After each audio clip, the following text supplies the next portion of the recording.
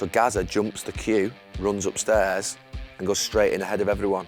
And that's it, all hell breaks loose. Came out, smashed the door. It was mayhem. And he said, if you don't respect me, how can you play for me? I said, well, I'm not playing for you. I'm playing for my country. If I could bottle that moment up and just carry it around with us, like even now when I speak about it, I can kind of get emotional. He kept saying, how do you effing know the players of this calibre get into the England squad? Yeah. Yeah. He sent Rio and Mikel Owen to bed. What are you two still doing up? They're having a drink, to be fair, with everyone. He sent them both to bed, and I thought, no, that's not going to work. And he was like, don't call him! Don't call me! This was Dennis, because he was so straight down the middle. It was brilliant. Welcome to another episode of Stick to Football, brought to you by Sky Bet. And this week we're going to concentrate on international football, and that's why Jamie Carragher's not with us. We've got Jill, Scott, Roy Keane, Andy and Wright, and we're also going to be answering your questions too. Right, we're in the midst of international break, so we're going to go for some questions relating to international football and our careers. And it's a question to all of you to start with. What is your best and worst memory of international football? I'm going to start with you, Roy. Oh. The best. Best and worst memory? The best probably for me would obviously playing in '94. The World Cup in '94 was brilliant, obviously with a good team, good players. Jack was really good. Big disappointment, I suppose, was missing the World Cup in 2002. So yeah, proper extremes. So yeah, and he opened that can of worms. A little bit. The highlights of '94, that was brilliant. Yeah. Obviously, we don't really Talk to us about Jack Charlton first, because obviously he was. Do you know what, Jack? Yeah, I probably appreciate Jack more now when I look back and think how good he was and how smart he was with the players and the way he managed the group. Remember when I first got in the team, 91, 92, it was an established team. You know, they'd done well in '88, they'd done well in '90. Yeah. Vastly experienced players, Ronnie Whelan, Packy Bonner, Dave O'Leary, all these players. And so I wouldn't say I really took to it when I first got involved, because, you know, when you go into international football, it's meeting at the hotel, you'd have maybe 2 sessions before a game. So it took me a couple of years to really settle into it. But Jack was pretty straightforward. His message was very clear, very simple, which I think I enjoyed. He gave the players a lot of freedom. We were well known at the time for he'd give you plenty of freedom if you want a night out, that type of stuff. That was the reputation of that group, that you won games, but you also but if you looked at the group, they were established players. They were proper grown men. I would have been probably one of the youngest players by far, really. Jack had, again, the team, as I said, had done well for years. People like Paul McGrath, Dennis Irwin was involved. Lads who played a lot of games. So Jack, when would the drinking? Because in an international break, you meet up on, say, a Tuesday before a Saturday, or how? Well, obviously there was you'd meet up on a Saturday or a Sunday for a game on a Wednesday. There was no international break. I remember back then, so you'd get together. And sometimes the Sunday. But obviously you go to. Well, put it this way: every time we turned up on a Sunday for a game on a Wednesday, a big game, we'd all be out on the Sunday night. There'd be no hesitation about will you go out, will you go, we're not, and there was no sign of kind of conversation about what time you have to be back for. What time would you get back for? If you went out on a Sunday in Dublin, we'd probably get back 6, 7 in the morning. Wow. Yeah. And train on the Monday morning? Training then might be put back to Monday afternoon.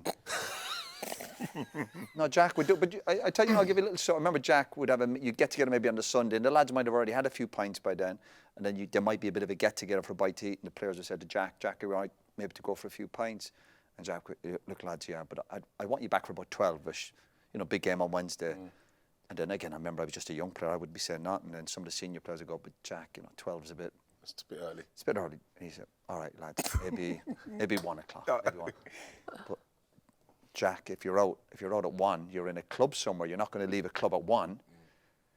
Look, lads, 2 o'clock, be back for 2, that's it. But Jack, again, lads, but 2 o'clock, again, you're no man's land with 2. Look, I'll see you in the morning. Just back. And he give and take. Listen, It was good management. And guess what? The players then would give it back to him. Yeah. So we would obviously go out and proper go for it. So when you hear about players now getting criticised for going out, Jack knew the group of players. Yeah. Listen, I'm not saying you could do that now, maybe a young team or whatever, a team who's struggling. But these were experienced players who knew how to have a good time and knew when to turn up for a game. Very straightforward. But Jack's message, I like Jack. Jack's messages were obviously, honestly, very, very simple. And I was kind of used to that as a young player, and I was used to that with Brian Clough. Yeah. So I enjoyed what Jack's message to football. You said about your worst memory being 2002, but one of those players that have been in the squad when you first got in there in 92, 93 would have been Mick McCarthy. So he would have been your teammate then. Did you get on well with him when you were a player Do you know there? what? No, what I'd say is, but when I got into the the senior squad, when I first got called up, as you know, some players would make an effort for you, and some wouldn't. Mick would have been he wouldn't have made any effort for me, but I'm fine. Mick wasn't the only one. So there were some players you would take. You weren't close with him when you were actually playing. No. And it just wasn't. He was an experienced player. There was some lads would make an effort. Just I suppose like when I was a player a few years later, lads come in, and sometimes you just would see them. Other times you go, you'd probably only have 2 training sessions before a game. A lot of time you were in your hotel room, so there was no building a relationship as back then. You only build a relationship the longer you played with lads, and I think Mick would have retired pretty quickly after I got involved anyway. So there was no rapport or kind of certainly getting on with Mick. Absolutely not. I'm just a young player. Do you look back at now in 2002? What you're obviously now a lot older. It's got a lot of times passed, and you obviously at the time, your view was that the standards were nowhere near where they should be for an international team, and that you just couldn't accept or tolerate the standards. Do you look back now and think, could you have done anything differently? Do you have any regrets? You know, in terms of just generally because it's Ireland, it's your country. But you want to be careful. If you look back all the time, because I could have done that differently. No, I think the dynamics were the way we qualified, the hang-ups I had with Ireland had been going on for many years. The way we prepared for games, and that changed a little bit with Jack and the drinking culture. It was changing a little bit, don't get me wrong. But I also embraced that. You know, we're Irish and we do it our way, no problem. But the frustration came for me was our approach to matches, again, the training gear, and obviously it came to a head. The tipping point, of course, was the World Cup. And I did show my frustration, which I would do. But it doesn't mean to say I wouldn't turn up or do the business in a game. I still can't get my head around how a team, we'd qualified obviously months in advance, how we can turn up. If that happened with England, France, Germany, and you turn up and there's no gear there, no footballs, no bit, you'd be a laughing stock. But for some reason with Ireland, it was like, oh, well, that's it. And I just had enough of it. I went, no. And I had my little kind of debate with Mick over there. I said, Mick, that's unacceptable, you know, all very calm. So, again, that's not the issue. The issue is when there was a meeting called a couple of days later, and I was questioned about missing a game, a playoff game. What were the exact words? There'd be elements. What were the exact words? He said, "Oh, you could have played in that game." I said, "I was injured." And you was injured, right? Of course I was injured. But what happens is when you miss a match, we've all missed matches, and we all have guilt. You've guilt sometimes for missing games. You think, could I have played? Well, we've all played games where you go, I shouldn't have played. I've took a chance on an injury. So why somebody would be throwing that at me on the eve of the World Cup? If they had issues with me, my commitment, shall we say, why not bring it up a month earlier? Yeah. How did that start? How did that start? I'll tell you a little bit. Sorry? How did that start in the meeting? How did you get from a team meeting? Was it in a team meeting? It was a team meeting. Yeah, but how did that happen though? Because there was media commitments, and I said one or two things over there I wasn't happy with. All right, okay. Simple as that. So Mick obviously was frustrated with, I suppose, that's what I'm looking for. Mick would have been disappointed with one or two aspects of things I would have said. And Mick's definitely, Mick was very much in bed with a lot of the Irish media, which is fine. But that's another story. I don't want to go down that. And Mick also questioned me then and spoke about, I'd been asked by a reporter, did I respect Mick? And I said, no, I didn't. Wow. Oh, it's a problem then. Well, let me finish. Don't be jumping in yet, Gary. You're lunging in there two-footed, obviously. But I told the reporter that was a private, and that's it.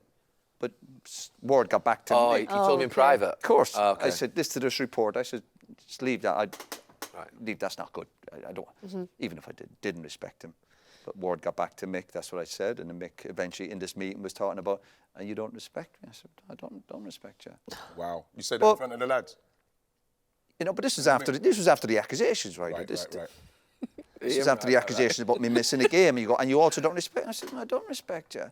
But this idea that managers... Why didn't you respect him, sorry? I just didn't respect him. You know, but it doesn't mean to say I wasn't. We'd qualified out of a tough group. So it's not as if Mick was looking at me and managers going, you don't respect me, or if I didn't respect Ferguson at the end, it doesn't mean to say I'm not going to try. This idea that managers going, well, if someone doesn't respect me, I was a manager, Sunderland or Ipswich, if you upset somebody, I'm pretty sure they didn't respect me, well, that's fine. You still go out, play for the badge, your family, the fans. So if you're on about regrets, but at the end, when Mick... And the last bit where I fell out with Mick, and again, this is all in front of a group of players. It wasn't private chat. He pulled me to the side. And he said, if you don't respect me, how can you play for me? Easy. Absolutely, but I didn't say it at that time. I said, well, I'm not playing for you. I'm playing for my country. Yeah. Very simple. But at the time, I just went, well, it's what if you can't, if you don't respect me, how can you play for me? I said, well, all right, I won't. And you walked out the team meeting? Well, yeah. I said, well, obviously you can stick the World Cup. So I've no regrets about that, but all the stuff around it, again, if you're a senior player, if someone pulled me, and it happened eventually at United, if someone questions me in front of about my commitment to the cause, shall we say, as I said, it's bizarre that in that campaign where we qualified over a tough group, whatever about me being captain, I was under the senior players, a manager felt he could pull me in front of the group and question my... Wow. And then talk about respect. And get this idea, manager go on ego trip. What, you have to respect me to play for you? No, of course I don't, because another manager might come in next week. Yeah. I've been playing for Ireland since I was 14 or 15 years of age. So don't you go on an ego trip thinking I'm here to play for you. I'm here to play for my country. I remember around that time, to be fair, 2001-2, you went from being somebody who would go out and have a drink, like you mentioned, obviously with Ireland, but then you went to the, almost like obsessed professional. I mean, you've talked about this, haven't you, where your body fat was 5%. Yeah, but that was just, You completely changed the way in which you obviously were sort of... But that was the way I was approaching games. But I never went down the road of then questioning what everyone else is doing. It's just because I started looking after myself after I had done my cruise shit, and I thought I'd better look after my body a bit more. It doesn't mean to say I didn't go out. I would sit there and start judging people for having a few pints. Far from it.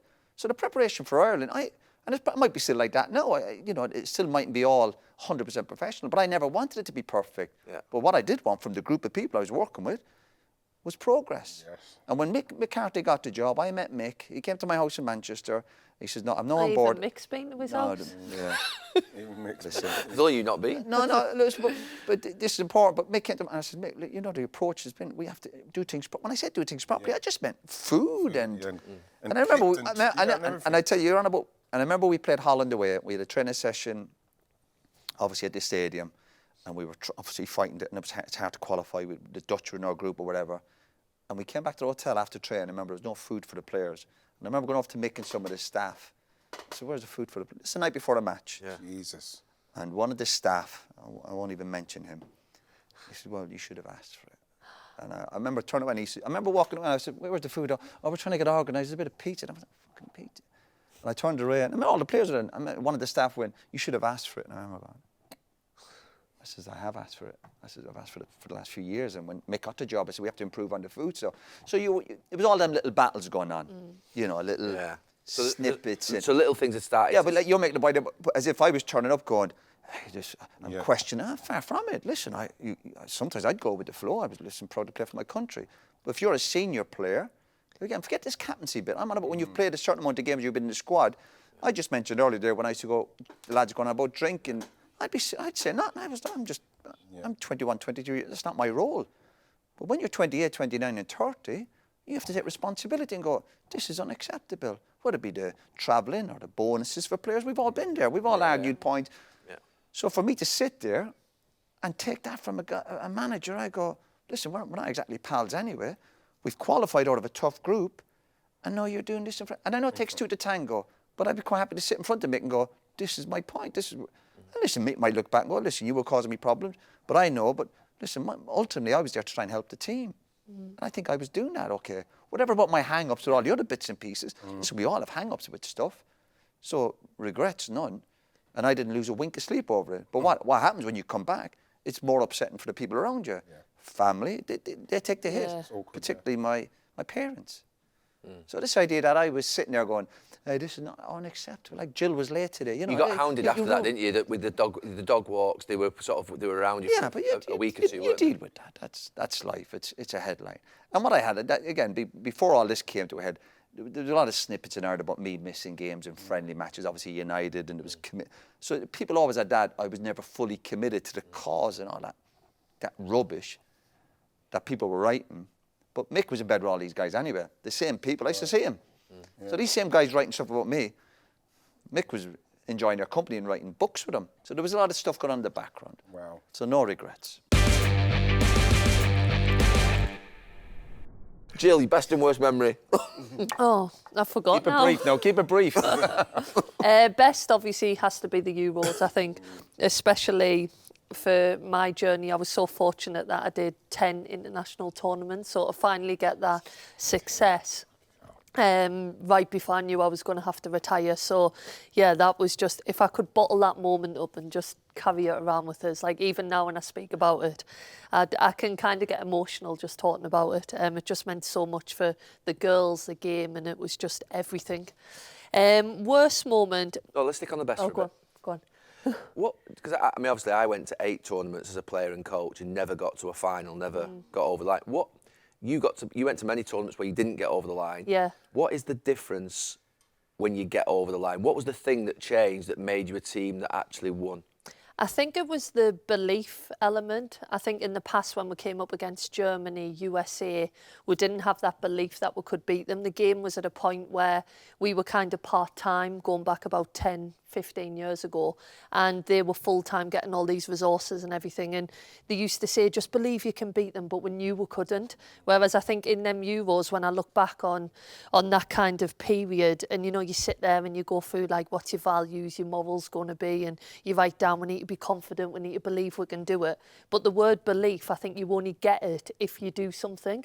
And I remember that season we'd beat Germany in the Arnold Clark Cup and these things. So I remember being in that final and I was like, we believe we can do it because we've already done it like a few months ago, and it was just such a good feeling throughout the tournament. And Serena did little bits. I remember after the first game, I didn't play a large part in the tournament. I was coming on a couple of games, so I could kind of enjoy it a little bit more in terms of the occasion. And I remember after the first game, she was like, get round the fans, like we were dancing, we were singing, and I remember thinking, God, we're getting carried away, it's the first game and all this. But her thing was, let's get the fans on our side, and it was really clever because for years I'd been like, don't play to the occasion, stay focused, concentrate on what you're doing. But there was just little things that she did. It was just such a good feeling. Obviously it was at home and everything else, and it was just the most incredible journey.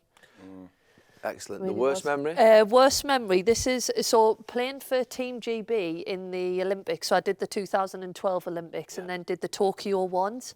But it was in COVID times. And when I look back on that team that we had, obviously it's the Olympics, so you can have Scottish players, Welsh players, and we had like Kim Little, Caroline Weir. And when I look at the team that we had, my biggest regret is that we didn't go out and win gold. But it was in COVID times. We were in Tokyo, this fantastic place. We literally were not allowed outside of our hotel room. Like when you know, when you talk about tournaments, it's a lot around like the time you spend together, because you're only on the pitch 90 minutes. We were just in these dark corridors, just sitting there. And I really believe if it wasn't in COVID times and we got to experience the tournament a little bit more. I remember going to the security guard one day. I give him 2 signed shirts just so I could sit on his balcony, which sounds really weird. Now I've just said it, but just to get some fresh air. You weren't allowed outside. So I think that's a really big regret of mine, because I look at them players, hopefully Kim Little, Caroline Weir. I know Kim's retired from Scotland, but will she come back if Team GB get these Olympics? But I would have loved for them to have got some international success as well. So yeah, that's probably a bit of a regret because we had the team to do it. So yeah. Good stuff. Wrighty, best and worst international memory? Best has probably got to be coming off the bench and scoring against Poland, 1-0 down we were. I think Rome, qualifying for the World Cup in '98 and playing up front on my own it's the best 90 minutes football I've ever played, because there's a lot of press leading up to it saying, you know what I mean, he's not good enough to hold it up, he won't be able to do this, you know what I mean, playing against Maldini and Cannavaro and those kind of guys, and you know, so that was great. But the goal against Poland was like an outpouring of emotion once I scored, because like, you know, people singing, you never score for England, you're not good enough to play for England, you shouldn't be playing. And so Why did you get that? I don't know, because I think I played a game early in my tenure with Graham Taylor against Norway, and I missed 2 great chances. And we know the great strikers that was getting ready to come and who were on their way and who were already there. And I thought, I missed my opportunity. And I think I might have been at Palace at the time. And so I thought, oh gosh, it's done. So I every time I played, I missed really easy chances and stuff like that. And I thought, well, it's down to me. I'm not taking my opportunity. And so I kind of blamed Graham Taylor a lot for that. But then when I went to Arsenal and I was flying, I think the biggest disappointment was finally getting to Arsenal, because doing that work, doing the work and getting into the team, getting into the squad, moving from Palace, going to Arsenal, people saying, oh, let's see how he gets on when he gets to Arsenal. Let's see if he could play at a club of that stature, because they were champions twice out of the last 3 years. Let's see if he can even get in the team. And I ended up winning the Golden Boot that year, and I didn't go to Sweden in '92. And, the same thing in 1990 when I came on in the FA Cup final, scored 2 goals against Man United. I was meant to be going to the World Cup, like Bobby Robson was going to take me. So I missed out on 1990 because he didn't think that I was going to be fit enough, because my leg, I'd just come back from 2 broken legs that season. So I missed the 1990. I didn't get picked in 92. You know what I mean? 94, we didn't qualify. 96, Venables phones me up and said, listen, I know what you're about. You've scored goals in finals. I know you can come on in a game in that situation. I know you scored your goal. You came off the bench and scored your first goal for England. I don't need to worry about you. I'm going to watch for 96. And all the time, I'm having all these problems with Rioch that season, thinking I've just got to stay in the team so as I can make sure I get into the Euro 96. Because it's at home. It's in England. It was supposedly coming home. And I'm thinking I'm at least going to be on the bench. And I played in all the games up to it before they went to Hong Kong. And then I didn't even get a call. It was just... To Hong Kong? I didn't get the call to come in, and that was it. The team was picked. So I think my best moment is obviously the goal, but my worst moment is watching...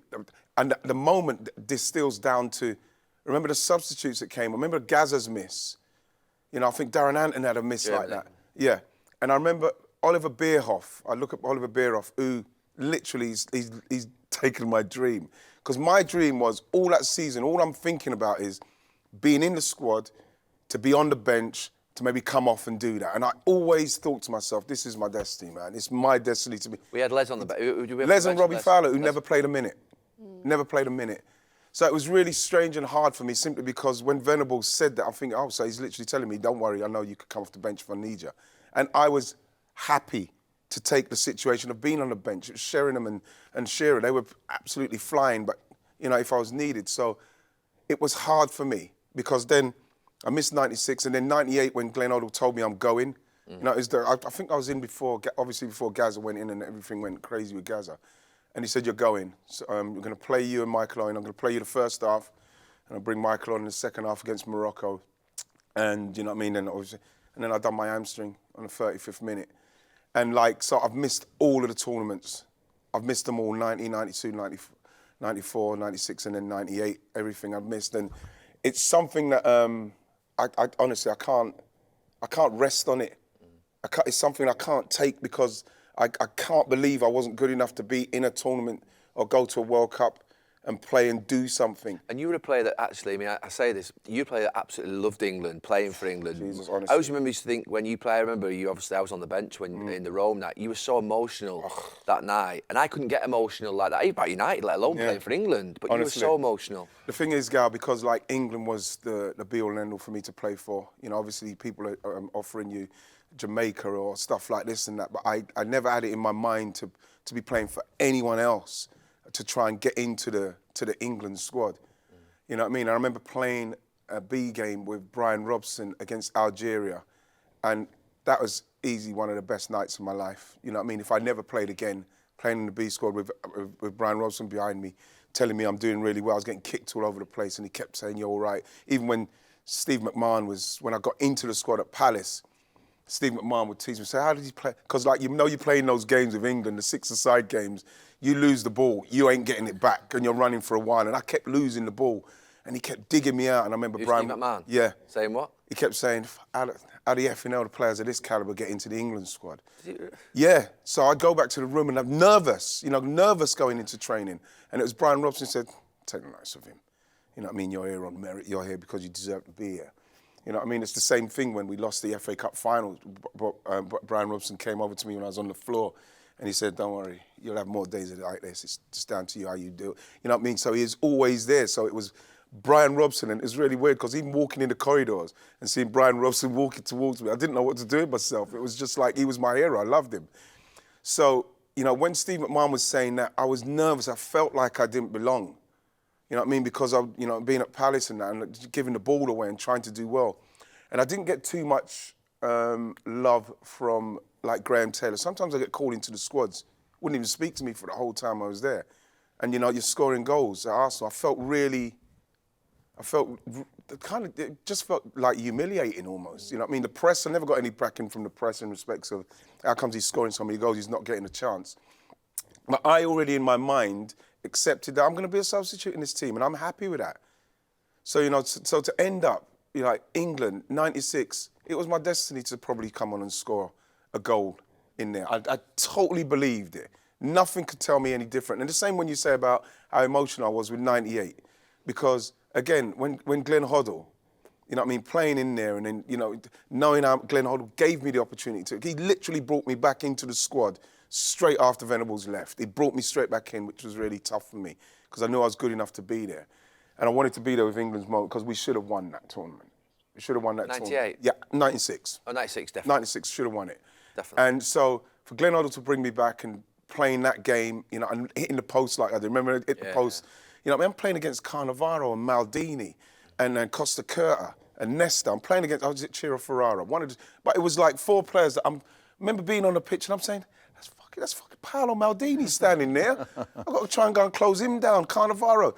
And so you're playing it. So then when we ended up, you know, qualifying, the emotion just totally took me over. I remember Robbie Fowler came over and like I was down like that and he came over to look at me. When I looked up, my face was contorted with like crying. I was like this, and he said, "What the fuck's wrong with you?" Right, so that's why, you know what I mean, it means so much, even watching the games, even doing the tournaments, it means so much. I'm living it. I'm actually living it. And so, again, you know, to get the injury in 35 minutes. I remember Glenn Hoddle in the room because obviously he had to send me home. Yeah. You know what I mean? He wanted me to come back after that, but that's the first time I started doing TV. But I said, I can't be amongst it like that. But I remember saying to him, you know something, it's just not meant to be. Something like my mum used to say, sometimes things are just not meant to be.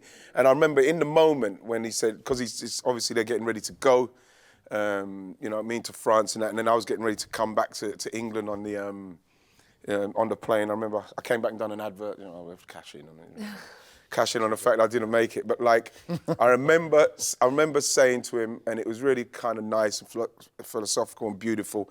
He said, you know what, things happen how they happen, you know what I mean? You know what I mean? You played your part in getting us here, so, you know what I mean? But like, it was, again, my England career, like the 33 caps and 9 goals. I know 4 was against San Marino, but nothing can like, kind of like substitute the feeling of scoring for England. I remember the first time I went into the dressing room and like I was playing with Gazza and Lineker and Barnes, or was it Chris Waddle? Could have been Chris Waddle. I think Robson. I can't remember who it was, but we just got back from the World Cup 1990. I got into that squad and like I was playing against them. And I remember I went into the dressing room. I was number 9 and Gazza was 8, Lineker was 10. And I saw my boots under the number 9 shirt, and it was like, honestly, I was overcome. You know. And then just as I was starting to feel the tears well up, Gazza went, look at Wright, you're gonna cry. And it snapped me out, but like, it snapped me out. But like, what it made, it was like, it was the game where I don't think I've ever played a game like it before or after. Where I felt like I was floating. It was freezing. I was floating. I couldn't do anything wrong. I was doing stuff. I think Lineker took one off my toes. You know what I mean? I could have got my goal, which at the time you didn't think how important it was. But if I got that goal, I would have been off the mark, and then you could get going. But like in the end, you know what I mean? The way it's gone, I don't kind of regret it, but there's certain things that I just feel like I needed more support from people in respects of getting the chance. Gary, what's your best and worst moment? I'll start with my worst, and it's because he's finished on 98. Do you remember it was the day where Glenn Hoddle was telling everybody about whether they were in the squad or not? Yeah. And obviously Gazza, but Phil and Butty were 2 of the players that got let go. And he'd taken us away for 3 weeks together on like a camp. We was in Manga, weren't we? Yeah. And then we all queuing up in the corridors, and we all had like, I think we had 5-minute slots. So you imagine it's afternoon, it's 1:05, 1:10, 1:15. But then you imagine a meeting runs over, and the next meeting runs over, and all of a sudden there's like a queue in the corridor. So we're all waiting there. You're nervous, aren't you? It's horrible. It's horrible. the worst feeling. And 5 of us were being told, by the way. Yeah, but you must have had a feeling who was going to be in. Look, I thought Phil had been told the day before by John Gorman that, don't worry, you'll be all right. Sorry, a couple of days before, you'll be all right, son. That's terrible. So Terrible management. Phil had been told he was okay. So basically, when Phil went in, he came back to him, he was absolutely devastated, just broken. I always remember seeing John the day after. John was a good guy, wasn't he? John Gorman, yeah. He was a good guy. Yeah. And I remember saying to him, John, you told him he was in. He said, I'm sorry, son. He said he changed his mind. And he only went with one left back. It was Graham Lasso. And he said that Rio would play left wing back. We played wing backs. So Rio was either the left wing back if we were going defensive as left wing back, or Paul Merson if we were going attacking. So Phil was going to cover right wing back and left wing back, and he just went without him. So that was devastating. But then I was in the room with Phil, with Scholesy, and all of a sudden, all hell broke loose. Gazza. And Gazza, oh my God, I've never seen anything like it in my life. Honestly. The emotion, and it killed us there and then. Yeah. Team, you mean? I think it killed us all there and then. Yeah. Because Gaz was so popular. He was the energy. You don't bring Gazza to La Manga for 3 weeks and leave him out. You either leave him out to start with, or you put him in. Do you know what I mean? But the manager's entitled to have a look at him in the 3 weeks in La Manga. And it's Gazza. I mean, you don't look at Gazza, do you? You know what I mean? Gazza's like... And what was he like in La Manga, Gazza? He was being Gazza because remember he put curfews on everyone and Gazza... So what happened was that he was really good, Gazza. And then what happened was on the last night he gave us a night out. And the problem is he locked us in a bar. Right? Do you remember it? Yeah. With a pianist. So the only person, there was basically like some bar staff and a pianist and the players. And the staff, actually. And Glenn came down about, I'd say, 10:30, and the lads were well on the way. Martin Keown had sung Danny Boy. Gazza was singing. It was like, we were on our way. Anyway, Alan Shearer, who was the captain, had rung up to Glenn and said, look, can we go into the other bar, in the main bar in La Manga? Because it's just, we're all in there on our own. And he said, no. So that went down like a lead balloon. So he came in, Glenn, with his staff, and all of a sudden it became a little bit like, I felt it became a little bit moody. It was moody. And he sent Rio and Michael Owen to bed. They were like 18, 19 at the time. What are you two still doing up? They were having a drink, to be fair, with everyone. He sent them to bed. And that, again, for me, my upbringing at United was everyone goes out, you go out together, you stay together. That was like a no-no. You know what I mean? I was 23 at the time. And, you know, you'd had enough nights out at United to how important they were. And he sent them both to bed, and I thought, oh, no, that's not going to work. So he said no to Alan Shearer. He'd said no, he'd sent the 2 lads to bed. And no to the bar. And said no to the bar. Yeah. So it was a bit of a strange atmosphere. And to be fair, we all got absolutely bladdered. We had that 10 days before the tournament. And he said, no, I can't afford to risk it because of the press. You won't believe it, the News of the World on the Sunday, the Pianist sells the story. No way. The Pianist tells a story of what we were doing and what we were drinking. So the one guy that was in there would have been better off with the pun, you know. But the story was you were just drinking. Yeah, but what I'm saying is that was that back then for News of the World. You imagine Euro 96. So what had happened? Euro 96, the previous tournament. Hong Kong, wasn't it? All hell had broken loose because of an English player's night out. Right. Hong Kong, you know, the club they went to, the dentist chair, smashing up the plane. So no England team could be seen to be going out. So the idea that he'd let us have this drink, and all of a sudden the Pianist starts to tell his story. But anyway. So we'd had that night out. This was the day. So the day after that was the D-Day. So everyone's obviously had a few drinks, everything like that. But Gazza's best mate was Glenn Roeder. Yes.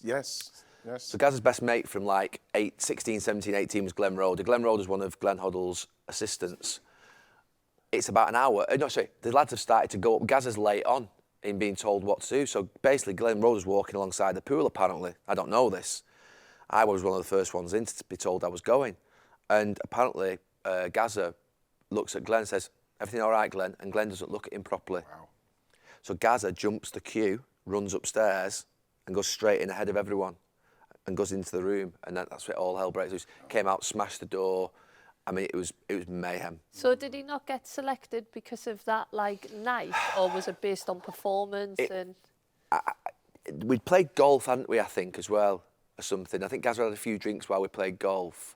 I think there was something about could he risk bringing him or stuff like that. Gal, there was always talk about Glenn Hoddle telling him at the start of the season, I need you to stay fit for the season. I need you. This is what I hear from the gaffer when I speak to, when the gaffer, when he talks about it, when he doesn't talk very frequently about it, but he said he talked to all the year about staying fit, going to need you and this and that. And I think that during that time, I don't think that he thought that he'd done everything he wanted to do so as he could stay fit. And then that last 3 weeks, like you say, why would you bring him for the 3 weeks, was probably the last 3 weeks where he's looking at him to see if he's going to be in the kind of condition that he would need him to be, because he's the leader of the team. He's the leader. So I remember Bobby Robson, the great Bobby Robson, saying, well, he's really called it on himself here, Glenn, because he's literally left out the one world-class player properly is recognised. So it's going to be interesting to see how it went. So I think that he wasn't happy, and he seemed to be constantly in a kind of flux of between the press. Did the press like him? Didn't the press like him? He'd done what he'd done. Did the press think he was arrogant? It wasn't a nice environment and vibe. It wasn't nice. The morning after, so what happened was, it wasn't just that they went in. So 5 players got told that they weren't there. So Gazza, Andy Hinchcliffe, Phil, Butty, I think Dion Dublin. Dion Dublin, yeah. It wasn't just that, they got given a letter and no one knew what was going to happen, that there'd been a private jet booked and they had to go on it in like three hours. God. So they had to pack the bags straight away and go on a private jet that night. But that's not a bad thing. Do you know what I mean? No, it isn't. No, but what I'm saying to you, together as a group, obviously Gazza, my brother, Butty, we were like brothers, weren't we? You know what I mean? And it was just shock, and we were like, oh, it wasn't great. Our selection was like that at St. So what do you want to do, hang around for another week? No, but you thought we'd have all gone back together the day after. So what happened was, the lads who got picked in the squad... I know what I'd be happy with. I'd be happy jumping back on a private plane. I'm serious. No, you're on about if your decisions... Yeah, it was just. I mean, we trained the morning after, and the atmosphere with the lads who were left behind, were like, it was shocking. Anyway, we went back, the rest of the team who'd been selected went back the day after, and then we basically went back to our houses. But it was just, it was a bad one. You know what's horrible about that though? I remember when I was younger, I never got through any trial from the age of 10. The only trial I ever got past was the Palace trial. And it's because by the time I got there, I was a grown man, I was kind of settled in what I was doing, and I wasn't trying to play football. an exam, innit? It's like an exam. I wasn't trying to play football to please anyone. So I remember when you used to have the trials, when they do the thing where they do the names, you know what I mean? Okay, so we're going to take Scott, Keane, Neville, and my name never ever got called out. And so in this particular instance, once I knew I was going to be going, honestly, I was beside myself. Yeah. And then, you do your hamstring. But I remember when I got injured, I remember I didn't get a private jet when I got injured. I remember I got a taxi down to the thing in the airport. I was sitting in the airport for like hours before I'd gone. But try getting back from Saipan, Wrighty. There's no private plane waiting for me, let me tell you. Right, we're going to go into the community questions, and the first question still relates to international football, and it's, who is the best player you've ever swapped an international jersey with? And I have got a couple of mementos, piece of memorabilia that you brought in, Roy. Yeah, but... which is nice for people to see. Yeah, something to chat about, or my cap, or a jersey, yeah. So this is... Is that Paddy? I never thought you swapped shirts, by the way, either. No, but you do it in international football. The previous conversation we had with jerseys, Vieira. we were talking about... Vieira. Yeah, but people Gary, you were talking about club though. stuff. You have to swap in international football. Yeah. You wouldn't begrudge That's somebody a like good that. one. That's a nice, that, eh? That's a World Cup. That's a World Cup one. It's... No. I What year is obviously that? didn't play against Patrick in the World Cup that time. It's gorgeous. Patrick always smells good, actually. Well, the date's on the jersey. Let's have a look. But I don't remember 1948. swapping with Patrick.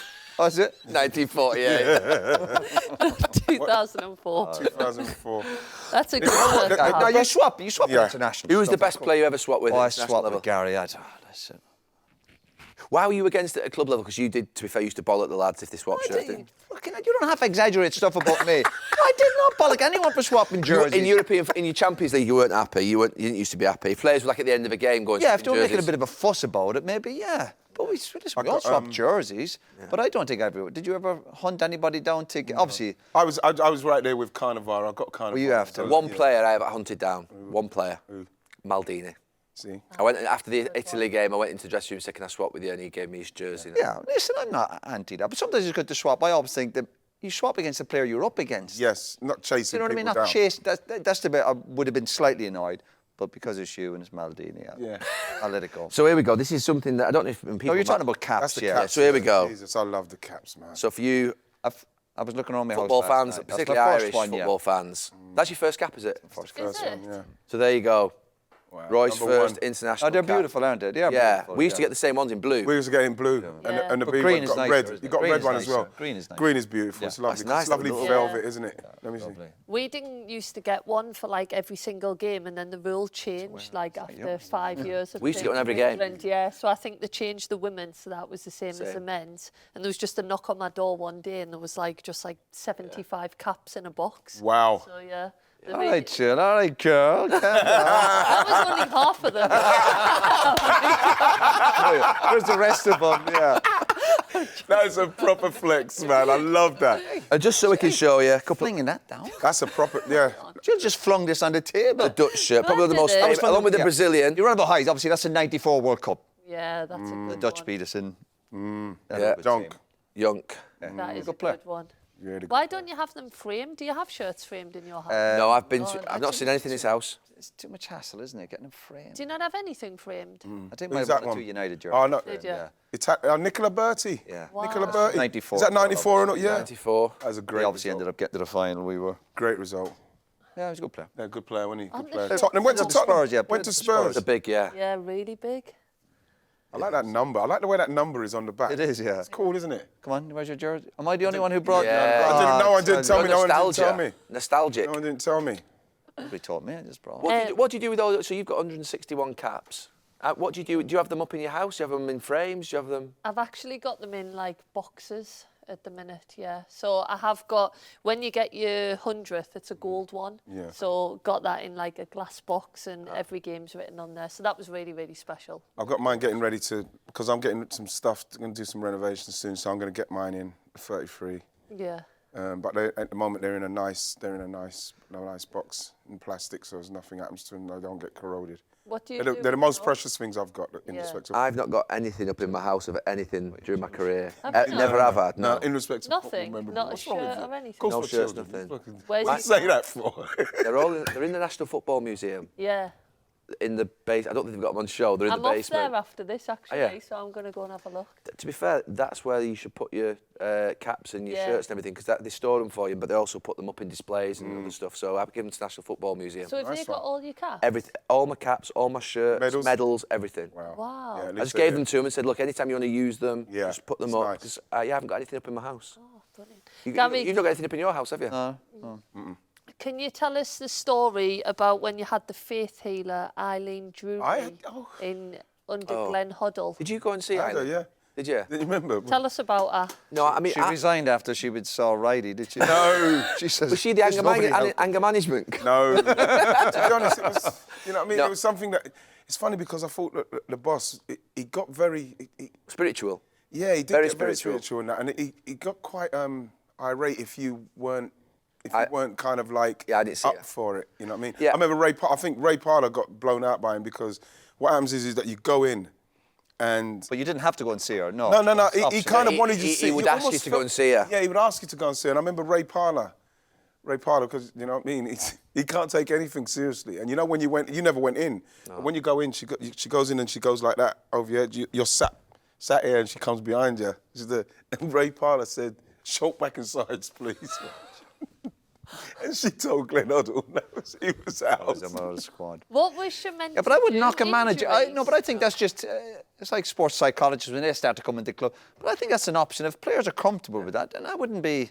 It was I can't interesting. imagine you sitting It was there interesting. With someone with the hands on your head. It was I'd be interesting. open-minded. Energy. It's all Would about you? the I'd be energy, surprised, Jill. yeah. It was energy. It was about Energy, energy. It was you about know, energy. I mean, I clearing the personally aura. At the time, I said no. I remember him going over to Scholes because Scholes, he said that he had a problem with his back, and he said you should go and see Eileen. And Scholes said no, that's all right. I just don't want to. Scholes I was- you know, he asked- Yeah, but again, that's fine also. But it's like when people start, again, sports psychologists, when we started doing yoga Yeah. at football club, everyone Yeah. was... But you have to be open-minded. be And it suits open-minded certain to it. people. If people are getting a benefit out of it, other people mightn't be up to it. That's fine. But he Just didn't give like them the anybody options. that was disrespectful to him. Yeah, He took- listen, he yeah, he but that's, wasn't yeah, very but you happy. don't be disrespectful towards Who was your international roommate? Paul Ince. Was he? Incy, yeah. Me and Incy would stay up till 3, 4 in the morning. And you wonder why you didn't get picked? No, we're talking about the early part of when you get picked. So the Tuesday, or maybe the Saturday or the Sunday. So we used to stay up till 3, 4, and Incy was like on that Tomb Raider. So we'd be playing Tomb Raider all night, trying to find ways to get out of the bloody the caves and under the water and stuff. I used to love being with Incy. I love Incy, man. This is where we got really close, me and Paul. A good guy, Incy. I love Incy. Good player. Who was your roommate, Roy? I was with Dennis. Obviously Dennis. Yours your roommate with United as well, wasn't he? Yeah. He was the perfect foil for you, Dennis, wasn't he? Yeah, and it was good. Listen, It's a nice mixture, you two. Yeah, good. Dennis is a bit. Yeah, he's from the south side of Cork. I'm from the north side. Different personalities, I suppose. Different traits.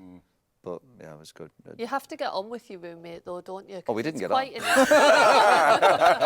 We tolerate each other. No, but it's quite an intense situation on camp if you're away for like 5, 6 weeks, definitely. international Who was you with, tournament. Jill? Farrah Williams. Yeah. So yeah, she was a good roommate, but I was really untidy and she was really tidy. So I used to walk in my room and she'd have all my clothes out, folded, Lovely. stuff like that. Sounds like Bex. What about you?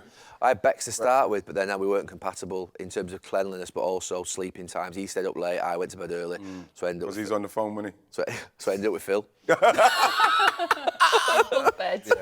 I mean, one of the best moments, just quickly before we move on from it, was when Incy, when Glenn Hoddle came and knocked the door, told Incy for the game in Rome that he's going to be captain. Yeah.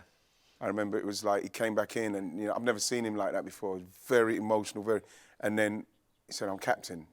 And then we both started jumping on the bed like kids. It was so funny. But like, it was like, you know Incy. You know Incy. Yeah. Not very emotional guy in respects of showing any kind of emotion. But like, when he was told that was a beautiful moment for me, I felt very privileged in that respect. No. The good thing with Dennis was quiet, but if we were ever late for the bus or we had a night out and we were up to no good, Dennis used to go mad at me. Dennis would be like kind of giving out to me if we were late for the bus. Dennis never got you, He'd be having to go if I didn't kind of... I think we were late a couple of times for a flight in pre-season where I didn't answer United? the phone. Yeah, but we'd had a late night out. Yeah. And I think Dave Fever, the physio, came up and called us, but called me, and I went back to sleep. And when we got on the bus, the manager was going mad. And I remember the physio, Dave said, "Well, I went up to your rooms," and Dennis went, "But we didn't hear you." He went, "No," he said, "I spoke to Roy." He said, but Roy went back to sleep and he was like, don't call him, don't call me. This was Dennis because he was so straight down the middle. It was brilliant. Dennis would lose the head if we had ever late. We've talked about going out on the night outs a little bit in the last half an hour or so, but Marcus Rashford went out. One of the questions here is that Marcus Rashford went out after the Derby game a couple of weeks ago now. United lose 3-0, bad day. And he goes out for a family birthday party, but he goes to China White, which is quite a busy club in Manchester.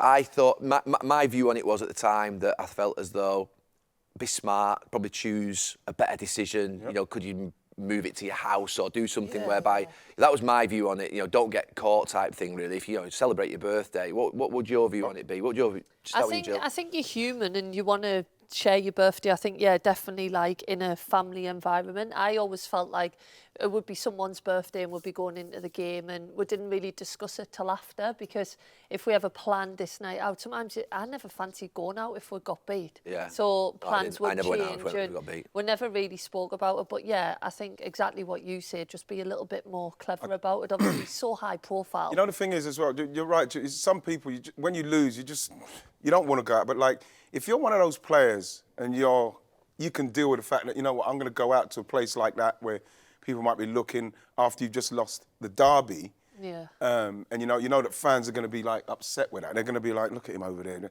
Depending on what you're doing, obviously the fans are going to be looking and saying, look at him, we lost the derby and he's out here enjoying himself, loving it. If you're the kind of person who can deal with that kind of like heat, people saying, then you go out. Go for your life. Yeah, but again, I'm probably with Roy. If you're doing the business and you've done okay in that game and you feel, well, I'm going to go out, I ain't got nothing to be ashamed of, you go out. But like for me, it wasn't for me. I wasn't one of those that could go out like that, you know what I mean? If you'd lost a big game. No, if I lost, I didn't want to go out. You just don't want to go out. Do you know what, obviously, I wouldn't be too harsh on him. I really forget if it was his birthday. I think if people want to go out, again, you try and pick and choose the right place. He's a young lad. he's 26, he doesn't look like he's a big drinker. Listen, I've had some of my best drinking sessions after a defeat. I think sometimes that's when you go and get, win or lose, hit the booze and all that. Yeah. Again, it's smart to go into middle of Manchester, when you've just been beaten. Yeah. But again, he's human. Again, I guarantee he wasn't drinking 10 or 15 pints. Absolutely. You know what I mean? These guys aren't big drinkers. You can see the shape of them. And if fans want to get upset, fans get upset anyway. Listen, but I've often gone out, listen, win or lose, you go and have a session. Sometimes the best time to have a session is when you've been well beaten. Exactly. But maybe not going to a club in the middle of Manchester. Probably You don't lose it. You don't win it. You can still find a little sneaky pub somewhere. It's hard enough for players with phones or whatever, and there's nothing wrong with if you want to get drunk after a defeat because you have to switch That was off my as view. well. Where is he going? Yeah, that was that's the the daft main- bit, I yeah. suppose. Next question. Win or lose on the booze. That was my attitude when I was a bit younger. Yeah, not now. I would say when I was younger. Yeah. Hypothetical, would Pep get something out of this Manchester United side? So would Pep be successful at Manchester United with everything else in place? Would he be successful at Manchester United? I mean, it's hypothetical, this one. I'll start with you. Yes or no answer, or is it a debate? Go into it. I haven't a clue, to be fair. I just read that there. I'd go yeah. I'd go yeah. Yeah. I just feel like him, that like just He'd you sort ask it all him out. that questions, I'd just say yeah. I think he'd see through all that. Obviously, he'd move people on. He's got the structure right at City. But I just think Pep has the personality. Yeah, I think so. Yeah, I believe that's why I think he's a great manager. We've always argued he's had great players to work with, of course, but that brings his own challenges. But the style of play, the goals, the demands he puts on people, the demands he puts on himself. Players get better under him, don't they? That's what you're not seeing at United at the minute. Yeah. Players get better under Pep, and you'd have to feel that he'd probably do the same with United. Will Mikel Arteta win the Will Mikel Arteta win the Premier League at Arsenal? I hope so. It's just a tough one. We're talking about, This season, you mean? Or at some stage. Doesn't say, it just says At will he some win it? stage. At some stage. If he doesn't win I'm it hoping. this season, is he under pressure? I don't think so. No. Well, and it's going to depend on the manner, isn't it? Yeah. The manner. He's making decisions already. He's brought the goalkeeper in. You know what I mean? People are questioning some of his signings. I think that he's somebody that's very tunnel vision in what he wants to do. He looks like somebody that, when he sees what he's going to go for what he's trying to do. And I think he'll probably be judged at the end of the season if he can do it. But I feel that to try and chase down Manchester City with what they're doing, the margins, what you're trying to gain, are very, very tough. It's going to be tough for anybody to try and do it, let alone it's Mikel. not just. You know what I mean? Right. We always talk about trying to close Man City, but I think the challenge for some of these teams, including it's what's going on around them. Yeah. Whether it be Liverpool, Newcastle, It needs Villa. to be a concerted effort from everybody. That's the challenge that I think Arsenal and United have to worry about. I think they could win the Whatever league hunted this year. City does. Sorry? I think Arsenal could win the league. The reason I say that, This season, you mean? Yeah, I think starting like this, I think the football will come. I think the football we saw last season will come this season. And the fact they started a little bit slower, I never think it's a bad thing. They just sat there in the pack and behind. I think Liverpool are more in that vibe. No, I don't think Liverpool. I don't know. I think look, my worry of Arsenal is a centre forward. Right. Yeah. That does worry me. I like Nketiah and Jesus, but for me they're a number 2 and 3. They need a number 1. But I do think that when the football comes, when it could come after Christmas at March, which is the right time, they could be the opposite of last season. Could be a bit of a stuttery start and then finish strong. That's what they need to do. Also, because they get down to that crux end, that crux end where That's what they City need. last season just went bam and went on massive. You don't want to be losing form at the end of the No. season. You want to be People gaining. always focus on them head-to-head games, don't they, though, like Arsenal, City, and I always think it's the games around them, like as you say about the Newcastle and stuff like that. I think that's what's going to You need other players. You need other teams to have a pop at City as well. So it's not just, so when Arsenal come up to play them, like when Liverpool were chasing them down, when Liverpool played, please Liverpool beat them. And then if Liverpool don't, you think, you need, it's got to be, everybody's got to be coming in to try and have a go at them City. I think they're amazing. I think the standard hasn't been great the last month or two of the Premier League. I think some of the goals we're watching at weekends, I think is so poor, the lack of quality. Man City are excellent, there's no doubt about it. But I think the other teams need to sort themselves out. I really do. I just still can't see beyond City. Really can't. Even if they have some sort of blip, they're strong enough. They're strong enough. The squad's just so strong. So strong. Yeah. Last question. When did you first start to think about retirement? At what point was it? Obviously, we know. Tell us when you all retired, and then tell us when the first point that you thought about retirement. Probably for me is when Nicholas Anelka started playing in that first game. It was like watching Ronaldo. It's like Ronaldo turned up, and you saw that. And what would I have been? 31, 32, and I said, my time is short. I could see that he was unbelievable. You know, and that's when you finish training. You see him do. You see Yeah, but that was on the end of your career. That was Yeah, but I was even like Arsenal, 30 you mean? Yeah. But you weren't talking about retirement then, were you? No. But the thing is, you say, you're saying retirement. No, when did you first start thinking about retirement? It would have been probably then. Then, right? It would have been then Because you thought, oh, I'm well off only it. reason, yeah, because like you're looking at him and I'm thinking I wanted to retire at Arsenal. Don't get me wrong. And when he came, I knew I was going to be leaving at some stage. It's not going to be long. You know, I mean, I think he came at 17. I'm saying, well, another 2 years, I'll probably getting ready. That's what you're starting to think in your head. So it's when I started to see him do some stuff, and I couldn't find many faults with him at 17. So you know what I mean? How old were you when you retired? I was 36 when I retired in the end. Yeah. Yeah, he got a few more paydays after. Couldn't resist, did he? What was yours? How old were you? I was 34 when I finished. Yeah. But I should have retired when I left United. I should have retired that day I left United. Me too. And I even lost a bit of the love for the game after that. Yeah. I left United and then Something died inside you. Oh, definitely, without a doubt. Yeah. That's like we with But Arsenal. again, you get dangled. I was thinking, will I carry on for another year or two? And I went up to Celtic, but my hip was really at me. Painkillers for training. Yeah. I got to the end of the season. I tore my hamstring 2 or 3 times up at Celtic. I'm commuting. I'm staying a couple of nights, and I thought, What's going on? 34. But I remember I still had a year left of my contract, and I remember I rang Gordon during the summer. I went to see the hip specialist, and he said, "Listen, the longer you play on it, the worse He put damage." his hands on your head. No, on my hip. But he was talking about obviously when I retire, about quality of life. But the beauty is when I rang, I remember ringing Gordon Strachan. I was out with my family, and I was like, "What do I do?" And I rang him. I said, "Gordon, listen, I still had a year left to Celtic," and I went, and I'd gone up there. I kind of embarrassed myself. I wasn't really doing the business, and I said, "Gordon, that's it. I'm finished." But losing sleep before I rang him, as soon as I put the phone down for me, I had closure on my career. I didn't, no hesitation, it was like I wouldn't say a relief, but something lifted off me. I was relieved. Yeah. Was you? But when I retired. No, But you know, when you've had injuries, it just kind of beats you up, doesn't it? It does. It beats you up. Where was You were your- relieved when I left United. They're all celebrating when I left. All the balloons, right? Yeah. When was yours, guys? West Brom. Yeah, well, no, but that was when I retired. Yes. After I got injured in 2007, and I missed the whole of the Champions League season 2008. That wasn't the point where I felt like I was going to retire because I was still 33.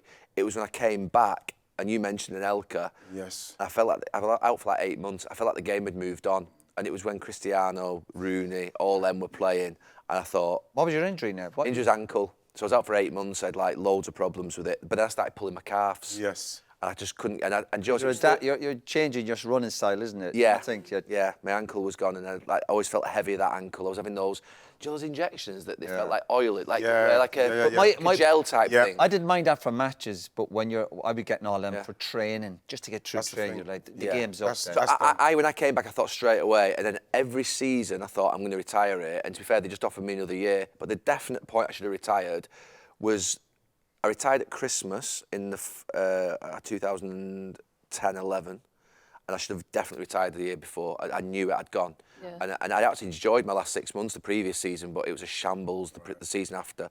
I had Stoke, Everton and West Brom 3 games. I gave goals away and should have been sent off in all 3 games. That's when you know. But That's when you know that before.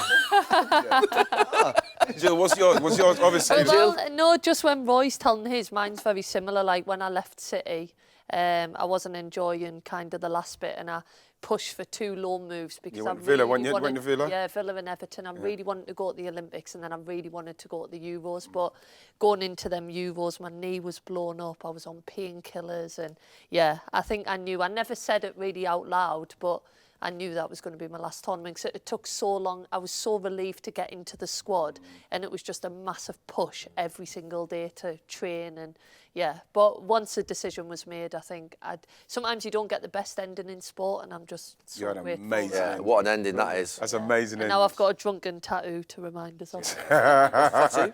Well, it's half cat, half dog. No, it's meant to be a lioness. The date of Wembley. Oh. So yeah.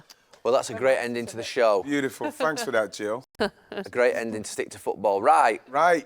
we finished. Right. See you later, Gary. Righty, well done. I love you, mate. We've been here 24 hours. Bring Carragher back. Brilliant. I felt like I was going to cry there. Irish people. Bit of respect. I'm going to burst into tears.